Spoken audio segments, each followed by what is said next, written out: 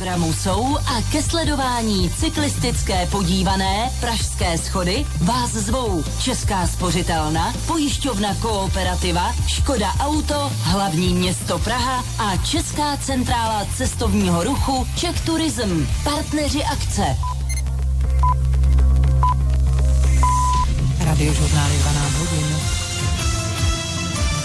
Máme hlavní zprávy.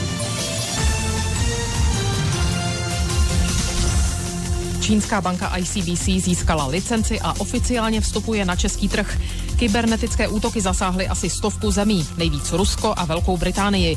Čeští hokejisté mají na mistrovství světa volný den, Slováci nastoupí proti Rusku. Na dálnici D46 vás zdrží omezení z Prostějova na Vyškov na 23. kilometru a bude oblačno, postupně místy přehánky a bouřky, teploty až 23 stupňů. Dobré poledne, začínají hlavní zprávy s Terezou Tomáškovou. Radiožurnál, hlavní zprávy. Víme, co se děje. Čínská banka ICBC oficiálně vstupuje na český trh. Jedné z největších bank světa dnes v Pekingu předali licenci guvernér České národní banky Jiří Rusnok. Jednání o dalších čínských investicích a cestu prezidenta Miloše Zemana sleduje přímo v Pekingu náš zpravodaj David Jakš. Podle ministra průmyslu a obchodu